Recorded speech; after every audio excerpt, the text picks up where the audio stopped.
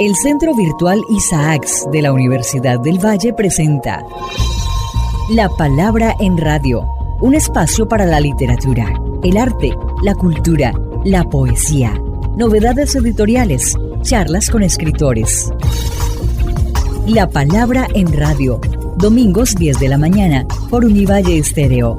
Dirige y presenta Darío Henao Restrepo. La Palabra en Radio.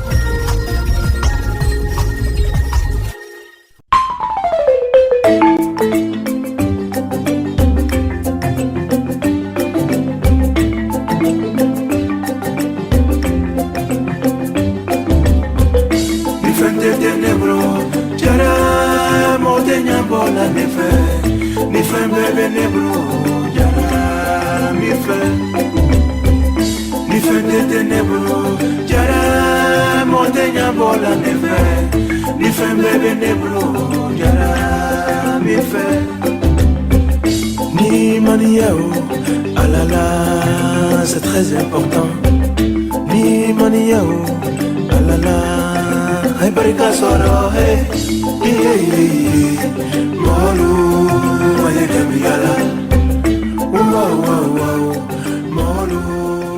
Muy buenas, amables oyentes. Este es un programa para La Palabra en Radio y para La Palabra Transmedia, y como siempre tenemos un invitado, en esta oportunidad a Marino Aguado, un gran productor de documentales, director de producción de Telepacífico, con el que hemos hecho otros trabajos, especialmente Zapata el Gran Putas, que nos puso en contacto sobre todo con un amigo en común que se nos ha ido, que es Alberto Guzmán. Esta entrevista y lo que estamos haciendo de la Ruta de la Marimba, que la estamos exhibiendo en privado aquí en la Universidad del Valle de Sur, de la que vamos a hablar, es un homenaje a Alberto Guzmán, que trabajó con Marino y que hizo la música de Zapata el Gran Putas. Con esto presentarles el trabajo del que vamos a hablar hoy, que es la Ruta de la Marimba, y empecemos por lo más sencillo, y es cómo se fue forjando esta idea de hacer la Ruta de la Marimba. Bueno, gracias Darío por la invitación. Creo que toca decir que por muchos años, y se fue forjando a partir de varios vínculos con la marimba y con todo el contexto de la cultura de la música del Pacífico, o en general la música afrodescendiente, desde la televisión, desde diferentes formatos en Cali, en otros lugares. Tal vez he ido como adquiriendo cierta información que me permite tener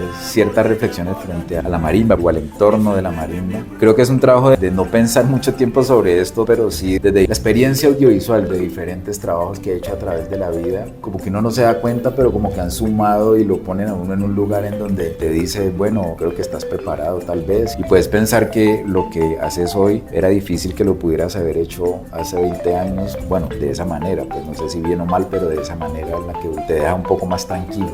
Sí, porque has hecho unas cosas hermosísimas anteriores en tu trabajo audiovisual, y creo que eso ayuda muchísimo a lo que ya se ve en este trabajo en términos de tu estética con relación a la marimba musicalmente. ¿Qué fue lo que más quisiste, dijéramos, rescatar en esa ruta de la marimba? Ahí pasó una cosa que creo que aquí toca decir, que el proyecto mismo fue adquiriendo su forma en términos de estructura, porque realmente hace mucho tiempo me imaginé que iba a ser una ruta histórica organizada en la que nació, se reprodujo, vino y floreció, etc. Y entonces el rayar papel, no encuentra uno cómo hacer para enfocarse en qué. Creo que la conclusión se presentó en el sentido que no había, desde mi perspectiva, ocuparse de eso que puede estar en algún libro de investigación, o una suma de libros de investigación, o una suma de trabajos de investigación. Digamos, el documental mismo fue adquiriendo la forma y la estructura de alguna manera desestructurado. Intenta relacionar geografías y a la vez culturas, revelar un poco esos matices que hay entre esas culturas, por supuesto alrededor de la marimba, también de los contextos que son diferentes, porque por ejemplo México fue una cosa pues bastante reveladora y de pronto más ajena a lo que conocía, pero básicamente es eso, encontrar relaciones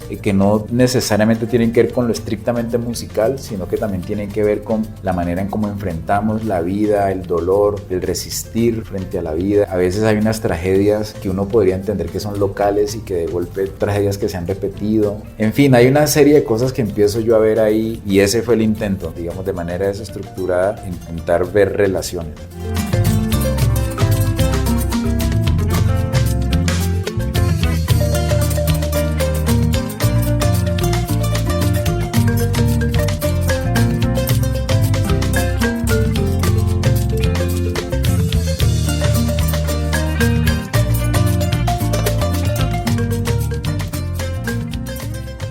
Cuando vi la copia que me enviaste, que no es la definitiva, pero me emocioné mucho, la he visto ya 2 veces.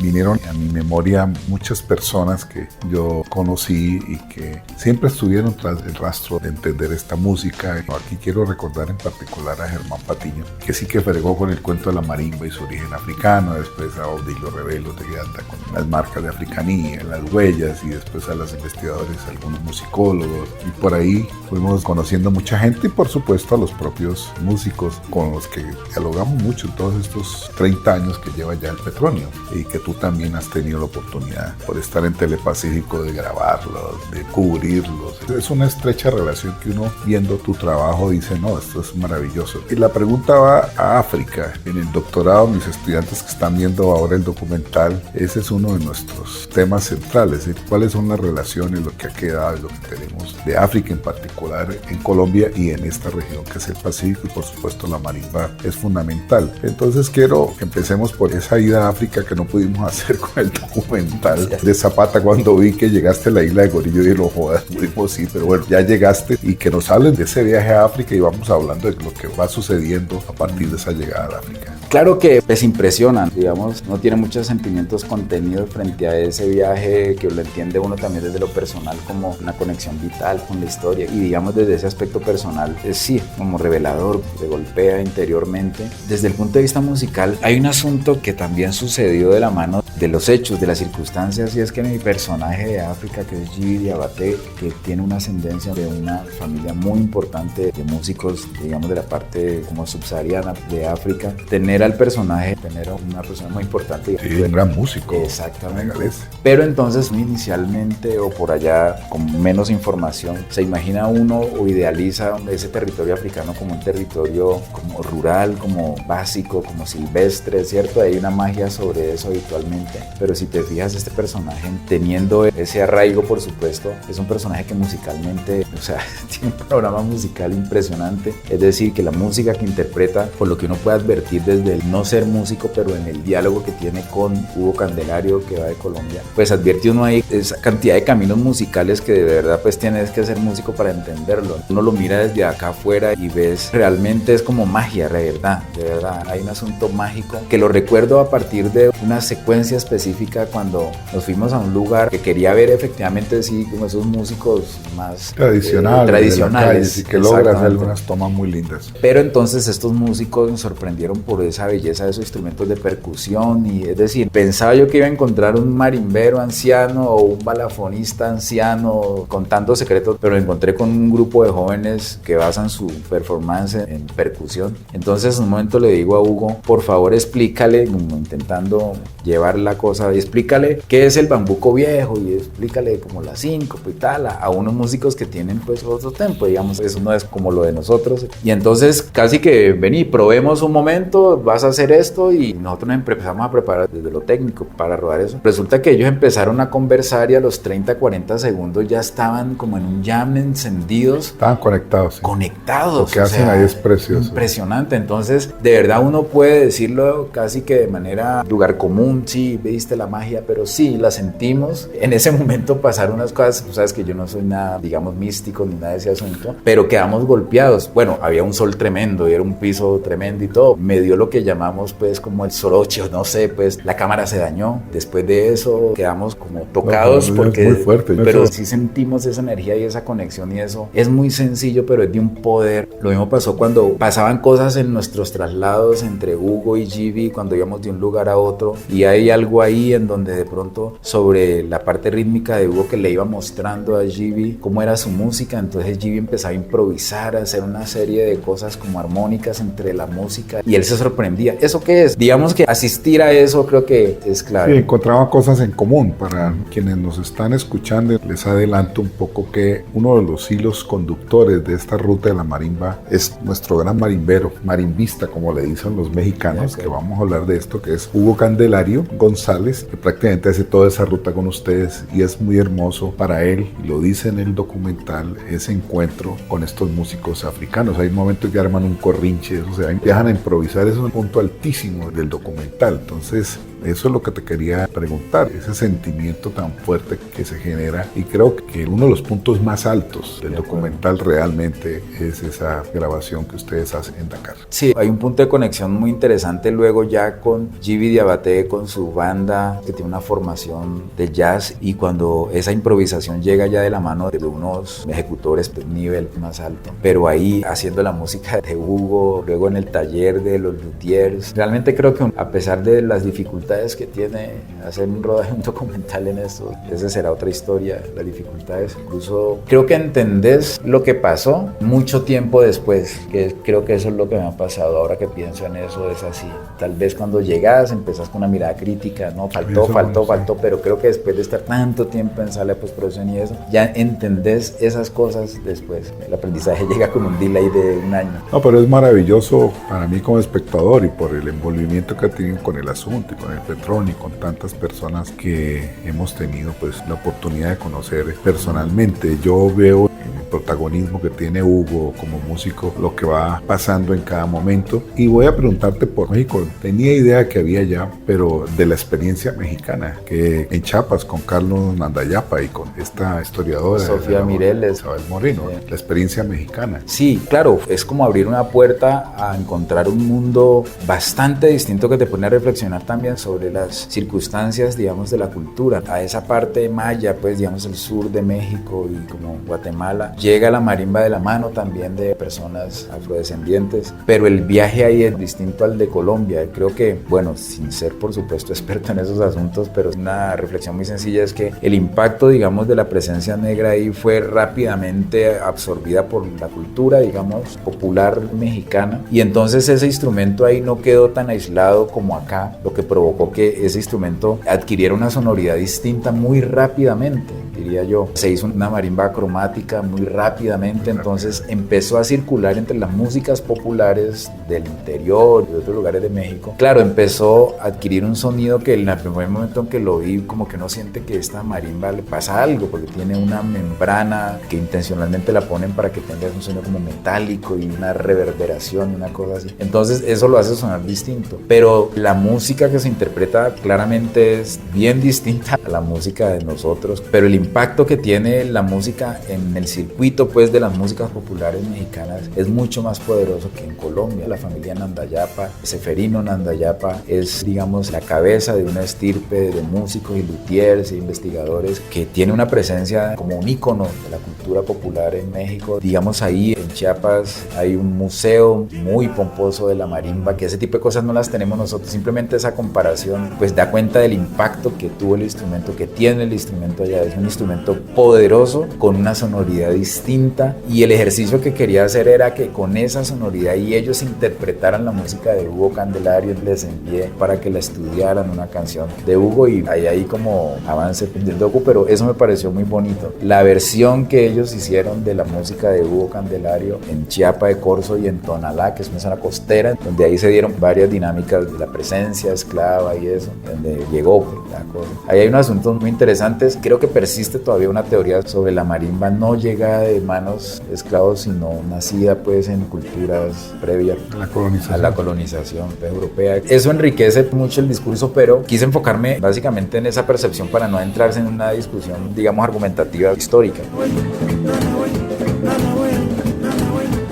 Sí, y después haces dos saltos que son muy importantes. Hablemos del primero. Tú empiezas con Stuttgart y Hugo grabando con una orquesta, una big band. Eso tiene una significación porque es como decir, miren, este instrumento que nosotros tocamos acá se puede instalar en otras músicas y tiene como defenderse, y se acopla y aporta y dialoga. Para que nos hables de cómo fue este momento tan interesante con Magnus Lindgren, es que se llama. Magnus Lindgren, sí. Creo que esa interpretación que acabas de hacer es precisamente eso. Después, obviamente, de pensar en el montaje, realmente era eso, de entrada poner el instrumento y al personaje de una vez en un universo, el de hoy, digamos, o por lo menos en un universo y muy contemporáneo, muy de la música actual. Entonces, de una vez estoy diciendo, pues eso, el película, es tal cual como lo dices. Y hay una cosa que me dolerá siempre, y es que tuvimos que sacar un fragmento por este asunto de derechos y todo ese tema. Como nos pasó donde está, eso siempre es como pasó con Zapata. Con Zapata, exacto, en donde ellos a capela, esas voces de esta gente europea interpretando Kilele a capela, una cosa bellísima que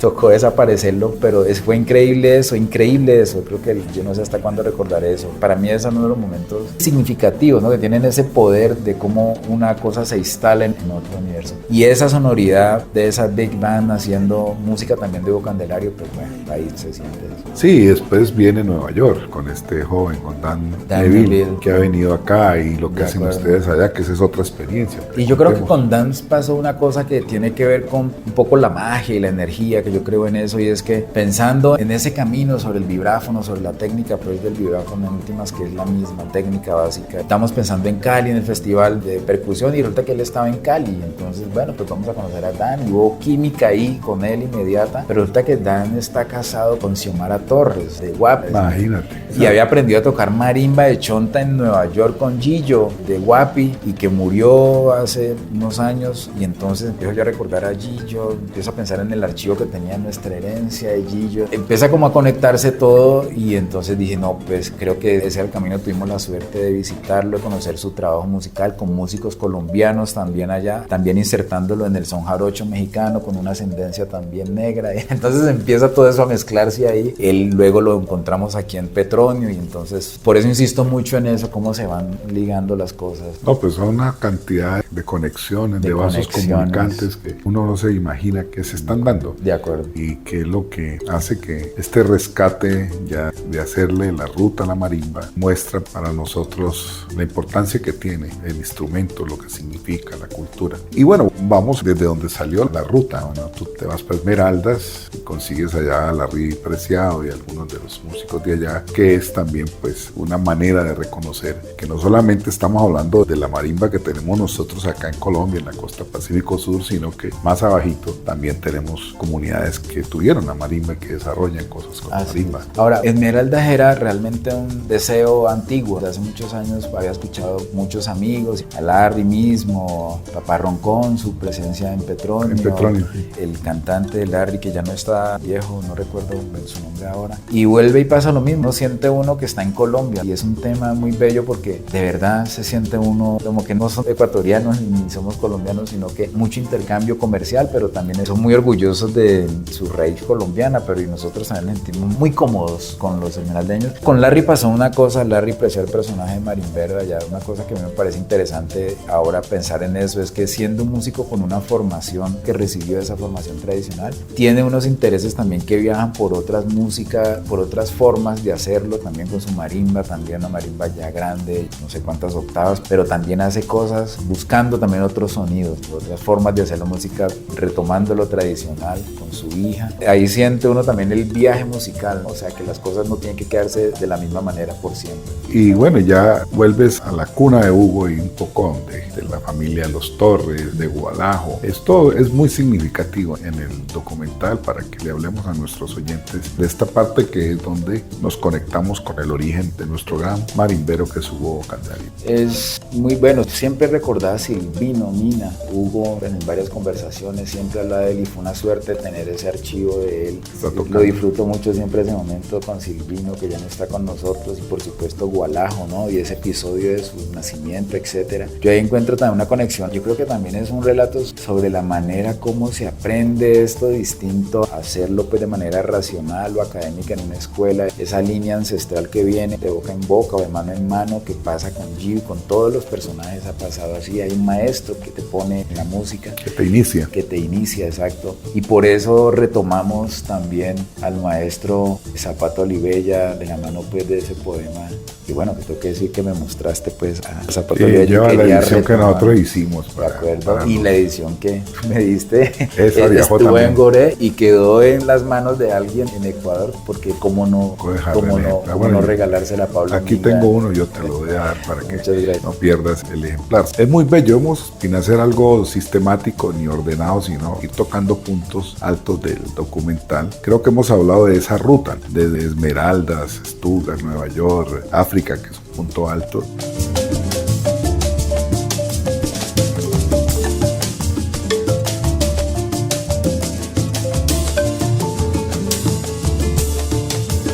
quería preguntarte, ¿qué sentiste, qué significó pisar la isla de Gorée? Es bien conmovedor, de verdad. La información que tienes previo de eso, de ese espacio, digamos, te conmueve mucho. Es imposible no conmoverse con la energía, creo que hay ahí de lo que pasó, ¿no? Esa historia te crea como un dolor, pero también... Y pararse en la puerta de no retorno, por donde salían todos los esclavizados que embarcaban ahí. Pero además hay como una contradicción ahí, porque ese Atlántico absolutamente bello, que ves que caminas por ahí, pero ves, empieza a despejarse, entonces uno empieza a pensar, esto es lo que veían, lo último que veían de su... Es difícil, de verdad. Pues decir, para mí es muy duro ver, pues seguramente no son las marcas iniciales, pero cómo mantienen el recuerdo. Aquí están los niños, aquí están los hombres, aquí están las mujeres, ¿no? Separándolos en esas mazmorras y eso. Pero siento que hay una energía ahí, hay un árbol de naciones que representan muchas personas del mundo, van en familias. Esos cuadros son poderosos también. Recordé en Washington el Museo de la Afrodescendencia. Sí. Siento yo como un poco esa energía, ¿no? Que te enfrentas al dolor, pero al final como que un poco reivindicas. Uno de los personajes de allá, José Naranjo, el periodista español, decía que encima de esa tragedia tuvo el mundo la posibilidad de fundar una nueva mezcla cultural en América, y de la mano de una tragedia, y es complejo, pero de verdad es una historia de vida, una experiencia de vida. Oh, y me imagino que, como habíamos hecho antes, lo de Zapata ya tenía mucho contexto, muchos elementos. Claro, y bellísimo lo que leíste ahí. Claro.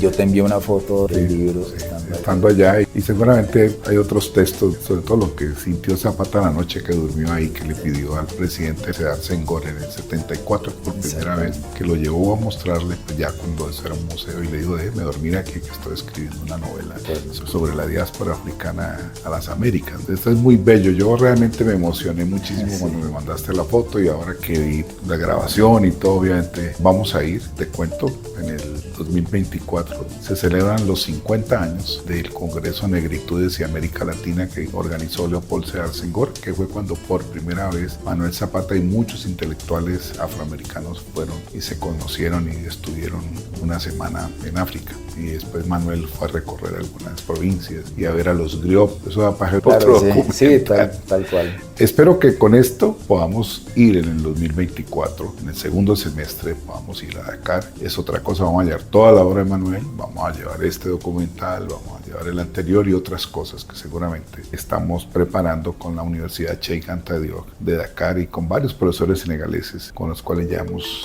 entrado en contacto y hemos traído aquí a nuestro doctorado. De manera que estamos sembrando, por eso tu documental es tan importante para esta cultura, y te felicito, me emocioné muchísimo, ya me lo he visto 2 veces, hay que vérselo más para disfrutar de tanto detalle, hay mucho detalle, y bueno, y reconocer, para que tú lo hagas, trabajo que hay ahí de fotografía, de edición, se ve un primor de trabajo. Sí, hay un equipo de verdad, pues tú sabes, conoces, compartimos con Andrés, lo que significa Andrés, él también como realizador, cómo se vincula desde la fotografía. Creo que hay una cosa también de madurez, no tanto trucaje, sino como de pronto dejar que las cosas pasen en el cuadro. Es muy bello, digamos que esa ha sido una cosa que le ha resaltado mucho a la gente. Yo celebro, digamos, que te conectes con el tema de Zapata y eso, porque ese propósito estaba ahí, y creo que perfectamente entendió, pues para personas que por supuesto tienen un background, digamos, de ese tipo de conocimiento, pero me parece que a futuro también es importante que salgan preguntas para que más jóvenes o pronto claro, quienes no tenemos tanto y se abre un horizonte. Se abre un horizonte, exacto. Entonces ahí es donde también reflexionamos, uno dice, bueno, estas cosas ¿para qué sirven? ¿Esto sirve para qué? O sea,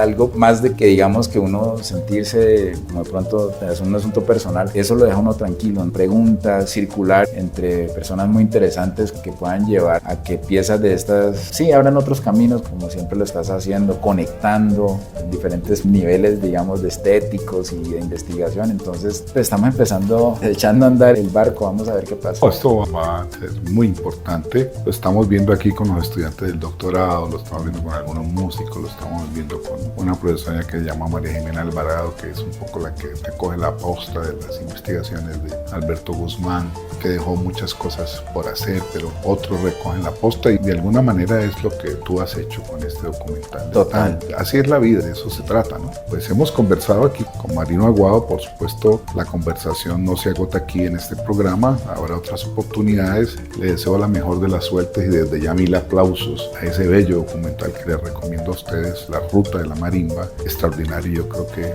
va a dar para hablar, para pensar y para valorar, entre otras cosas, el piano de la selva, como le dicen muchos. Sí. Entonces, Marino, pues te agradezco mucho, no sé qué otra cosa quieres decir. Agradecerte, reconocer la gran influencia que has tenido, digamos, en este tiempo que hemos compartido ciertas cosas, mucha influencia, mucha. Eso siempre lo agradeceré, siempre estos días soñé a Germán Patiño.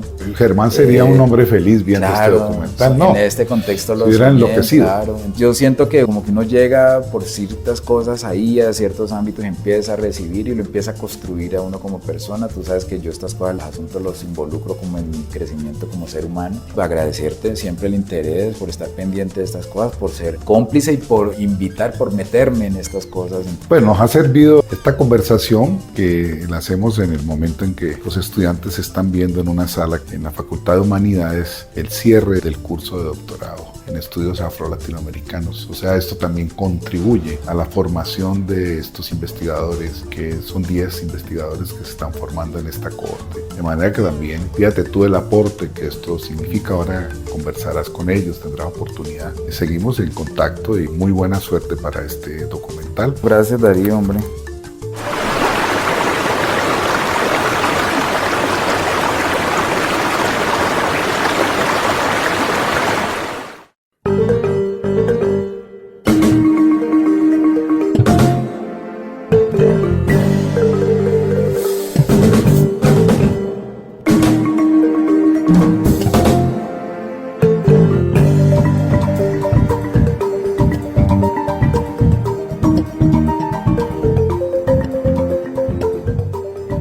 Bienvenidos a este espacio sonoro Música Negra. Hoy nos acompaña el maestro Djiby Diabaté. Él es balafonista, compositor e intérprete. Nacido en Costa de Marfil y nacionalizado senegalés. Este compositor africano hace parte de los Diabaté, que forman parte de los griots. Ellos son una casta de músicos, poetas que se remonta a 700 años atrás. Djiby Diabaté cuenta con un amplio conocimiento como músico percusionista. Es exponente del balafón, uno de los más conocidos instrumentos africanos. Ha incursionado en el género del jazz, especializado en instrumentos de tradición africana. Es fundador del proyecto Djiby Diabaté Quinteto. Este es un ensamble que sigue el esquema de un quinteto de jazz. Interpreta composiciones originales en los que la música mandinga se fusiona con diferentes estilos y ritmos para dar lugar a complejas amalgamas rítmicas con melodías.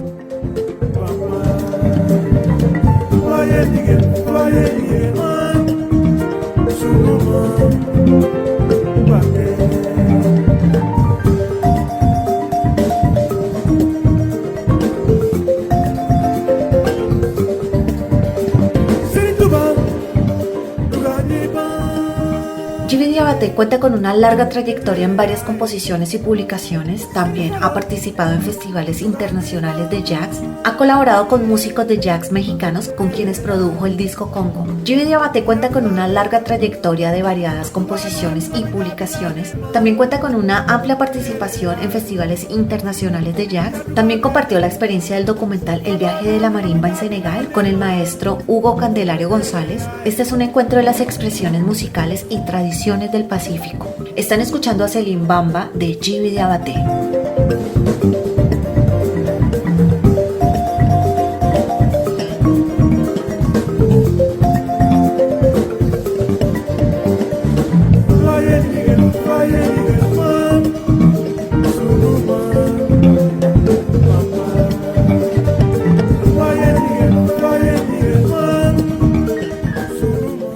A ustedes, los que nos oyen, les deseo un feliz domingo. Darío Henao Restrepo, quien les habla, y la productora Chile San Mosquera, lo mismo que para la palabra transmedia. Los espero aquí la próxima semana en la 105.3 de la FM Univalle Estéreo.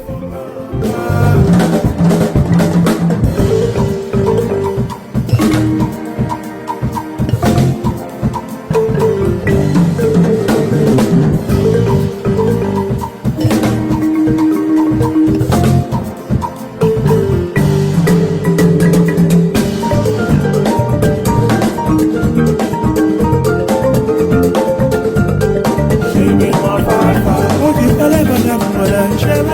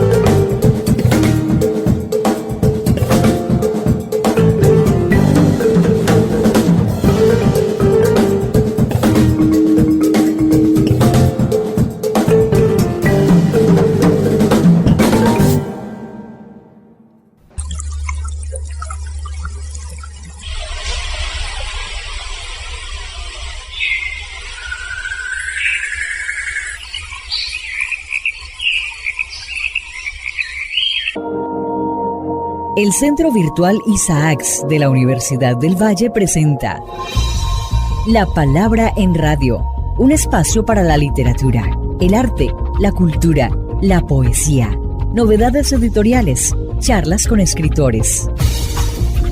La Palabra en Radio, domingos 10 de la mañana por Univalle Estéreo. Dirige y presenta Darío Henao Restrepo. La Palabra en Radio.